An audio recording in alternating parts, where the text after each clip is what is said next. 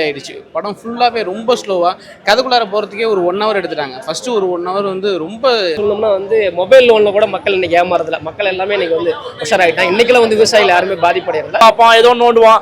ஆனா இதுல அந்த மாதிரி எந்த ஒரு இதுமே இல்லை. ரொம்ப இன்ட்ரெஸ்டா கொண்டு போயிருந்தாங்க. ஒரு மெசேஜ் அவர் சொல்ல வராரு ஃபியூச்சருக்கா இல்ல என்னன்ட்டு அதை வச்சு பயரா பண்ணிருக்காரு. ஒரு சின்ன கிராமம் தான். இவ்வளவு பெரிய படமா எடுத்துட்டு போகாம கொஞ்சம் பிரிஸ்கா காமிச்சா நல்லா இருந்திருக்கும். வர மாதிரி இப்ப ரீசெண்டா எல்லா படமுமே அப்படிதானே பண்றாரு அவரு. அதனால ஒரே மாதிரி இருக்கிற மாதிரி இருக்கு. தேவர் மகன் படம் எடுத்தாங்க பாத்தீங்களா, அந்த டைம் படம். அப்போ ஒரு பேங்க் ராம்பரி பண்ணா முதல் பேங்க்காரனா லோனை கொடுத்து ஏமாத்தின டைம். ரொம்ப நல்லா இருக்கு. ரீ ரெக்கார்டிங் எல்லாம் ரொம்ப நல்லா இருக்கு. ஒரு 5 சாங்ஸ் ரொம்ப வரைக்கும் ஆனதே கிடையாது. அவரா அப்ப ஒரு 500 ரூபாய் கொடுப்பா அப்படின்னு வாங்கிட்டு வந்துனே இருப்பேன். அவர் கஷ்டம் இஷ்டம் எதுவுமே எனக்கு தெரியாது. நேர்களுக்கு வணக்கம், நான் உங்கள் விஜய். இன்னைக்கு வந்து நம்ம கரை இந்த படத்தோட விமர்சனம் தான் பார்க்க போகிறோம். போர்த்தொழில் டைரக்டர் விக்னேஷ் ராஜாவோட படம். ஸோ அதுக்கப்புறம் ஒரு பெரிய எதிர்பார்ப்பு, பெருசாக ப்ரொமோஷன்ஸ் இல்லைனாலும் படம் நல்லாயிருக்கும் அப்படின்ற ஒரு எதிர்பார்ப்போடு வந்தது. படம் வந்து ஒரு ஓகேவான படமாக தான் இருந்துச்சு. ஒரு திருட்டையே தொழிலாக வச்சுருக்கவன் கடைசியில் எப்படி ராபின்ஹுட்டாக மாறுறான் அப்படிங்கிறது தான் ஒரு படத்தோட கதை.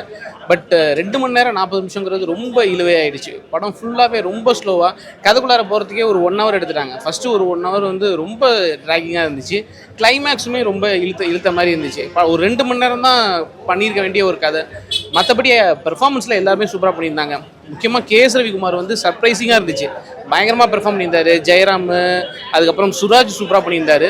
தனுஷுமே வழக்கமான ஒரு ஆக்டிங் தான். ஒரு அசுரன் மாதிரியான ஒரு கேரக்டரு, கிராமத்து கேரக்டரு, வழக்கமான ஒரு ஆக்டிங் நல்லா பண்ணியிருந்தாரு. மமிதா பைஜோ வந்து கேமியோவில் போட்டாங்க. அவங்களுக்கு பெருசாக ஸ்கோப்பே இல்லை. அதுக்கு எது அவ்வளோ பெரிய ஹீரோயின் தெரியல. ஓவராலாக ஒரு 1 டைம் வாட்ச். அதாவது ஸ்டோரி வைஸ் பார்த்தீங்கன்னா 90s காலகட்டத்தில் விவசாயிகள் எப்படி பாதிப்படைஞ்சிருக்காங்கன்னு சொல்லிட்டு அதை வெட்ட வெளிச்சம் போட்டு காட்டியிருக்காங்க. பட் லேட்டு தான். பட் இருந்தாலும் ஒரு தெரிஞ்சிக்கக்கூடிய சூழ்நிலை. அப்போல்லாம் விவசாயிகள் எவ்வளோ பாதிப்படைஞ்சிருக்காங்க அப்படின்றத விவசாயிகளை பற்றி கொஞ்சம் புரிஞ்சுக்கிற மாதிரி எடுத்திருக்காங்க. இப்பெல்லாம் மக்கள்லாம் உஷாராயிட்டாங்க. இப்போ இந்த காலகட்டத்தில் மக்கள் அந்த மாதிரி யாரும் ஏமாளிலாம் கிடையாது.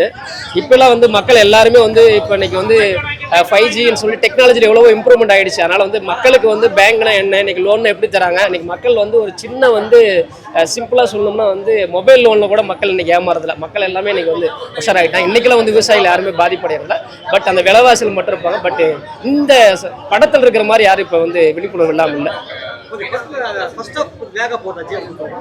அதாவது ஸ்டோரி பேஸ்டா என்டர்டெய்னிங் நினைக்காம எனக்கு ஸ்டோரி மட்டும் ஓகே, டெக்னிக்கலா எல்லாமே ஓகேன்ற மாதிரி இருக்கிறீங்க ரொம்ப இருக்கும். எனக்கு அப்படி தெரியல. நான் எனக்கு அடுத்து என்னன்ற மாதிரி இருந்தது. நான் கத்தி விஜய் இருக்காருல்ல, ஸோ அந்த ரேஞ்சில் எதிர்பார்த்தேன். ஸோ அவரும் ஒரு கிரைம் திறனாக தான் இருப்பார். அதுக்கப்புறம் ஃபர்ஸ்ட் ஹாஃபுக்கு மேலே மாறி வேற மாதிரி ஒரு தாண்டவம் ஆடுவார் தளபதி. ஸோ அந்த ரேஞ்சில் நான் நினச்சி எக்ஸ்பெக்டேஷன் வந்திருந்தேன். பட் இதுவும் அது மாதிரி தான். பட் அந்த அளவுக்கு மாசு இல்லை, ஆவரேஜான மாசு. ஆனால் கிட்டத்தட்ட அது மாதிரி தான் மேட்ச் ஆகிற மாதிரி. கரை மோகன அப்படியே கலங்கிச்சு அப்படின்னு தான் சொல்லலாம். கரைப்படியாத ஒரு படம் அப்படின்னு தான் சொல்லலாம். ஏன்னா ரொம்ப சூப்பர் எக்ஸலண்டாக கொண்டு போயிருந்தாங்க. என்னன்னா ஒரு சாமானிய மக்கள் ஒரு கடை வாங்கிட்டா அவங்க படுற வேதனைகளை ரொம்ப அழகா ஒரு ஆழமா சொல்லியிருக்காங்க. ரொம்ப சூப்பரா இருந்தது பார்க்கறதுக்கு. எங்கேயுமே போர் அடிக்கல. ஃபர்ஸ்ட் ஸ்டாப்ல நிறைய இடத்து படத்துக்குலாம் போகும்போதெல்லாம் போர் அடிச்சிடும். போறது குறுக்க போன் எடுத்து பார்ப்போம், ஏதோ நோண்டுவோம். ஆனா இதுல அந்த மாதிரி எந்த ஒரு இதுமே இல்லை. ரொம்ப இன்ட்ரெஸ்டா கொண்டு போயிருந்தாங்க. அது எல்லாமே கிளைமேக்ஸ் ட்விஸ்ட், இன்ட்ரோல் ட்விஸ்ட் ரொம்ப சூப்பரா இருந்தது பார்க்கறதுக்கு. எல்லாமே நல்லா இருந்தது. இல்ல பேங்க் கொள்ளைன்றது இது ஒரு சினிமா தான் அப்படின்ற போது நம்ம இதுக்கு தீர்வு இல்லை, இது இல்லை. ஏன்னா சினிமாக்காக இதை பண்ணியிருக்காங்க. அப்படிங்கும்போது நம்மளும் இதை பண்ணோம்னா ஒருத்தர் ஜட்டி கட்டி உட்கார வச்சு நம்ம ரோட்ல ஓட விட்டுருவாங்க. அந்த மாதிரி தான் பண்ணுவாங்க. இது சினிமாக்காக பண்ணியிருக்காங்க. ஒரு சில விஷயத்த ஒரு கஷ்டத்தையும் ஒருத்தர் லோனை வாங்கிட்டு எவ்வளோ கஷ்டப்படுறான், அதுக்கு ஒரு வட்டி, அதுக்கு ஒரு 2 நாள் லேட்டாக போனால் அதுக்கு ஒரு வட்டி, அப்படியே போட்டு நிறைய பேர் இப்படி தான் வாழ்ந்துட்டு இருக்காங்க. நான் அதில் ஒரு ஆள் தான் வாழ்ற மாதிரி. இருந்தாலும் சொல்கிறேன், ரொம்ப அழகாக இருந்தது பார்க்கறதுக்கு. எங்கேயுமே போர் அடிக்க வைக்கல. ரொம்ப நல்லா கொண்டு போயிருந்தேன் இன்ட்ரெஸ்டா.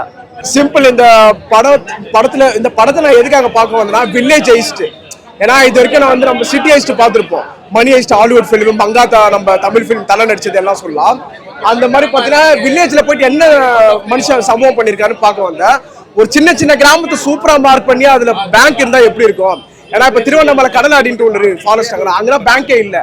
ஆனா அதை வச்சு எடுத்திருக்காரு. அப்ப ஏதோ ஒரு மெசேஜ் அவர் சொல்ல வராரு ஃபியூச்சருக்கா இல்ல என்னன்ட்டு அதை வச்சு பயரா பண்ணிருக்காரு. ஒரு சின்ன கிராமம் தான். அதை சுத்தி பேங்க் இருந்தா எப்படி இருக்கும், அங்க ஒரு ஹைஸ்ட் நடந்தா எப்படி நடக்கும், சிசிடிவி இல்லாட்டி அப்படிங்கறத பேலட் சூப்பரா சொல்லிட்டாரு.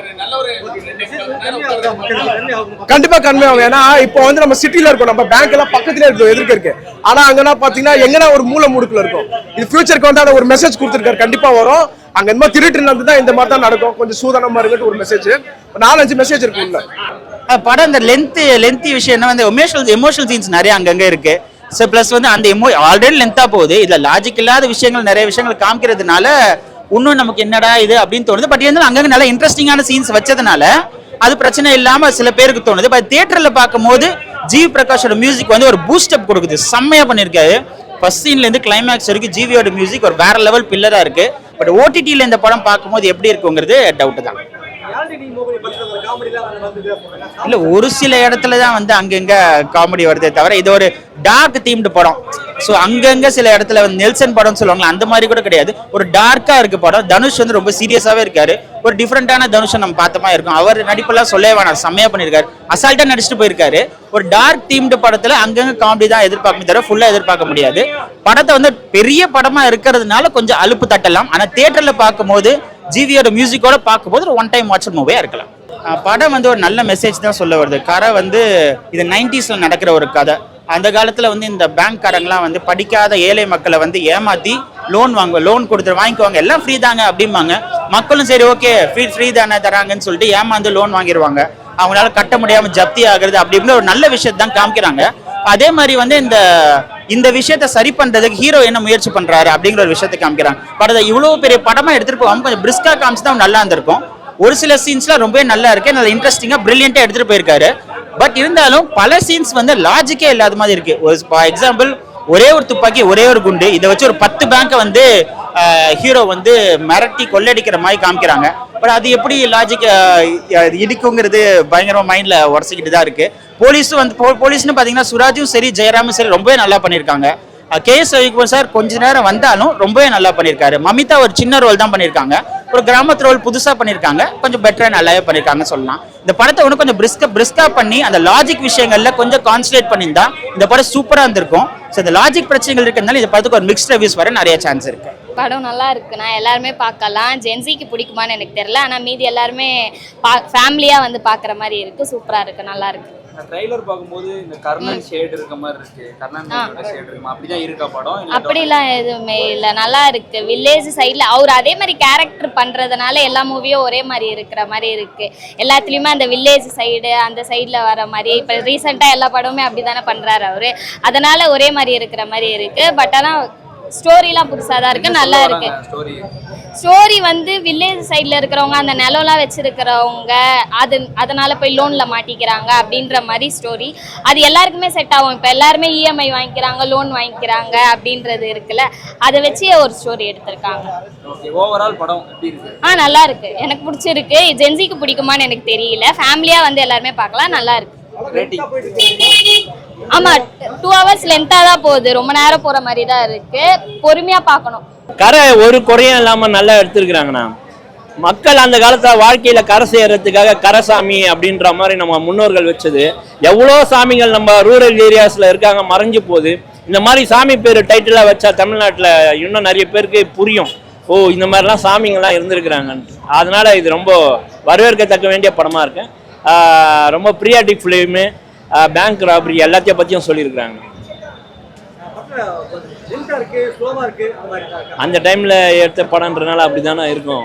உதாரணத்துக்கு இது வந்து கமல் தேவர் மகன் படம் எடுத்தாங்க பார்த்தீங்களா, அந்த டைம் படம். அப்போ ஒரு பேங்க் ராபரி பண்ணால் முதல் பேங்க்காரெல்லாம் லோனை கொடுத்து ஏமாத்தின டைம் நிறைய பேர் தூக்கு மாட்டின்னு சேர்த்தாங்கல்ல, அதுக்கு காரணம் யார் அப்படின்றதெல்லாம் அப்போ ஒருத்தன் யாருன்னா வரமாட்டானா அப்படின்னு ஏங்குறப்போ வந்தது தான் இந்த இவர். இதை பார்க்கலாம். ஆனால் இந்த படத்தை யார் பார்க்கலாம்னா ஃபேமிலி ஆடியன்ஸ் பார்க்கலாம், அது இல்லாமல் குடும்பத்து மேலே அக்கறை இருக்கிறவங்க விவசாயிகள் பார்க்கலாம். இதை தற்கொலை பசங்க படத்தை பார்க்க முடியாது. இது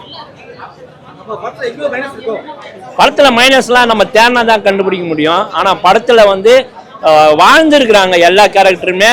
KS ரவிக்குமாரோட ஆக்டிங்கு இந்த படத்தில் நான் பார்த்ததுல அவர் வந்த கொஞ்சம் சீனில் இந்த மாதிரி ஒரு ஆக்டிங்கை பெரிய நடிகரால் கூட நடிக்க முடியாது அப்படின்ற மாதிரி பார்த்து நல்லாவே நடிச்சிருக்கேன். ரொம்ப பொம்மை மாதிரி காட்டிருக்காங்க. இந்த படத்துல ரொம்ப கம்மி வர்றா ஒரு சாணி பொறுக்கிற பொம்பளை மாதிரி தான் அவளை காட்டுறாரு. அவளுக்கு அவளை பெர்ஃபார்ம் பண்றதுக்கும் வாய்ப்பு இல்லை, அழகு காட்டுறதுக்கும் வாய்ப்பு இல்லை. ஏதோ சும்மா மம்தா பைஜு இப்ப கொஞ்சம் எல்லா படத்துலயும் நடிச்சிட்டு இருக்கிறா அன்னிட்டு அவளை நடிக்க வச்சிருக்க தவிர அவளுக்கு அவளை பெர்ஃபார்மன்ஸ்க்கும் அவ்வளோ பெரிய வாய்ப்பு கிடையாது. அழகு காட்ட முடியாது. பட் இந்த படத்துல ஒரு ஹீரோயின் மெட்டீரியல் கிடையாது. இந்த படம் ஒரு பேங்க் கதை. எப்படி கிராமத்துல எல்லாம் பேங்க்ல லோன் வாங்கிட்டு கொடுக்க முடியலன்ட்டு எப்படி அவங்க லேண்ட் மார்ட்கேஜ் பண்றாரு, எப்படி பேங்க் அவங்களெல்லாம் சீட் பண்றது, அந்த மாதிரி விஷயங்கள் எல்லாம் ரொம்ப அழகா சொல்லு. ரொம்ப அழகா சொல்லு. ரேட்டிங் ஓவரால் ரேட்டிங் இருங்க, நான் இன்னும் முடிக்கவே இல்லை. அதுக்கு ஸ்டோரி ரொம்ப டிஃப்ரெண்டா இருக்கு. தனுஷ் ரொம்ப நல்லா ஆக்ட் பண்ணிருக்காங்க. மியூசிக் ரொம்ப நல்லா இருக்கு.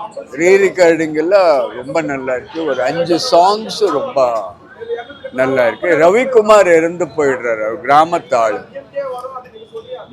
தனுஷ் சின்ன வயசுல திருடிட்டே இருப்பாங்க. அதுதான் அவங்க வலிப்பு. அண்ட் ரவிக்குமார் பேங்க் லோன் கட்டாம இருப்பாங்க. அதனால அவங்க இறந்து போன பிறகு பேங்க் ஆட்கள் வந்துட்டு அந்த இடத்துல நீங்க பணத்தை வரி பண்ணக்கூடாதுன்னு சொல்றாங்க. இப்போ தனுஷு கஷ்டமா இருக்கும். சரி, அந்த பணம் நாங்க அரேஞ்ச் பண்ணலான்ட்டு 7 நாள் மோர்ச்சரியில ஒரு பணம் வைக்கலாமா, பர்மிஷன் இருக்கும். அந்த 7 நாள்ல நிறைய பேங்க் எல்லாம் ராபரி பண்ணி, அந்த ராபரி அட்டெம்ப்ட்ஸு மேக்கிங்கு எல்லாம் இன்ட்ரெஸ்டிங்காக இருக்கு. அதுக்கிடையில இவரை தேடுற ஒரு இன்ஸ்பெக்டரு, அதில் ஜெயராம் பேங்க் மேனேஜரு, பேங்க்ல என்னென்ன அநியாயங்கள் நடக்குதுன்றதெல்லாம் ரொம்ப அழகாக சொல்லியிருக்காங்க. லென்த் ரொம்ப ஜாஸ்தி. லென்த் ஒரு 25 மினிட்ஸ் குறைச்சிருக்கலாம். ரீரெக்கார்டிங் ரொம்ப நல்லா இருக்கு. சாங்ஸு கூட ரொம்ப நல்லா இருக்கு. இந்த படத்துக்கு ஒரு பெரிய ஹைப் எல்லாம் கிடையாது, பெரிய பப்ளிசிட்டி ஹைப் அப்படி எல்லாம் கிடையாது. குவைட் இன்ட்ரெஸ்டிங், பார்க்கலாம் ஒரு வாட்டி. லாஜிக் இல்லைன்றாங்களா? இல்லை, அந்த காலகட்டத்தில் வந்து இப்போ வேணால் லாஜிக் இல்லாமல், அந்த காலகட்டத்தில் அவ்வளோ டெக்னிக்கல் ஒன்றுமே கிடையாது. சிசிடிவியோ மற்றபடி வந்து போலீஸோட கிரைமோ அந்த மாதிரி எதுவும் கிடையாது. அப்போ பகலை ஈஸியாக கொள்ளை அடிக்கலாம். எனக்கு தெரிஞ்சு லாஜிக்லாம் ஒன்றும் அவ்வளோ இல்லை. ஏன்னா வந்து இப்போ அந்த காலகட்டத்தில் நம்ம பகலை எப்படி வேணாலும் போகலாம். ஒரு கத்தி இருந்தால் போதும், கொள்ளையடிச்சுட்டு போயிடலாம். அப்போ இன்னைக்கு வந்து சிசிடிவி கேமரா எல்லாம் ஃபுல்லாக வந்து நம்மளை வந்து ஃபுல்லாகவே சேட்டலைட் வந்து எல்லாமே நம்மளை சேஸ் பண்ணி பிடிச்சிடுறாங்க. பட் அந்த காலகட்டத்தில் அவ்வளோ வசதி இருக்காது. எனக்கு தெரிஞ்சுமே வந்து 20 வருஷம் முன்னாடி நம்ம சும்மா கத்தி காட்டி கூட பணம் தெரிஞ்சுட்டு போயிடலாம். இல்லை, ஜிவி பிரகாஷ் பிஜிஎம்ல ரொம்ப நல்லா பண்ணியிருந்தாரு. சாங் கூட பார்த்தீங்கன்னா போர் அடிக்கிற மாதிரி எங்கேயுமே இல்லை. அந்த ஒரு சீனோட மேக்கிங்காக கொண்டு போகிறதால எங்கேயுமே போர் அடிக்காமல் கொண்டு போயிருந்தது. அப்புறம் ஹீரோயின் சொல்லி ஆகணும். ஏன்னா ஹீரோயின் நம்ம ரொம்ப க்யூட்டாக பார்த்துருப்போம், அழகாக பார்த்துருப்போம், நம்மளை குசிப்படுத்திட்டே இருப்பாங்க. இதில் ஒரு ஃபேமிலின்னு ஒரு என்ன பண்ணியிருக்காங்க, ஃபேமிலி கையில் என்ன பண்ணுவாங்க, ஒருத்தனை நம்பி ஒருத்தி போகிறா லவர் அப்படிங்கும்போது அவன் எந்தெந்த வேதனைகள் அனுபவிக்கிறா அப்படின்ற ஒரு விஷயத்தை அவங்களும் நல்லா பண்ணியிருக்காங்க. எல்லாத்தோட கேரக்டரும் சரி. நானும் சத்தியமாக எங்கள் அப்பா பார்த்தேன்னு இது வரைக்கும் வந்ததே கிடையாது. அவரா அப்போ ஒரு 500 ரூபா கொடுப்பா அப்படின்னு வாங்கிட்டு நான் வந்துனே இருப்பேன். அவர் கஷ்டம் இஷ்டம் எதுவுமே எனக்கு தெரியாது. அதனால இந்த மனுஷன் கேசரிக்குமார் சார் பார்த்து எனக்கே அழுக வந்துச்சு. ஏன்னா ஐயோ இந்த மாதிரி அப்படின்ற மாதிரி ரொம்ப ஃபீல் பண்ண வச்சிட்டாங்க. ரொம்ப நல்லா இருந்துச்சு பார்க்கறதுக்கு எல்லாமே. கருணாஸ் உண்மையிலே அவரோட கேரக்டரும் சரி. ரொம்ப நேரில் எப்படியோ தெரியாது, ஆனால் படத்தில் உண்மையாக சொல்கிறேன், நெஞ்சு அப்படியே குழுக வச்சுட்டாங்க. அந்த அளவுக்கு ரொம்ப சூப்பராக இருந்தது அவரோட கேரக்டர். எல்லாத்தோட கேரக்டரும் சரி. ரொம்ப என்ன தேவையோ அதை மட்டும் அழகாக கொண்டு போயிருந்தாங்க. எங்கேயுமே போர் அடிக்க வைக்கல, ரொம்ப இன்ட்ரெஸ்ட்டாக கொண்டு போயிருந்தாங்க. நாயியா ஹீரோயினியா? இதுதான் ஹீரோயினி. அவங்க ஒரு லவ்வரை ஒரு ஆசைப்பட்டு லவ் பண்ணுறாங்க. அவங்க வராங்க, நம்பி வராங்க. ஆனால் ஒரு திருடன்னு தெரிஞ்சு வரா. அது ஒரு சில விஷயங்கள் போகுது, அவங்களுக்குள்ள ஒரு ட்ராக் போகுது. ஆனால் இவங்க ஆரம்பித்த கண்டென்ட்டும் சரி, அதை முடிச்ச விதமும் சரி, எல்லாமே நல்லா இருந்தது பார்க்கறதுக்கு.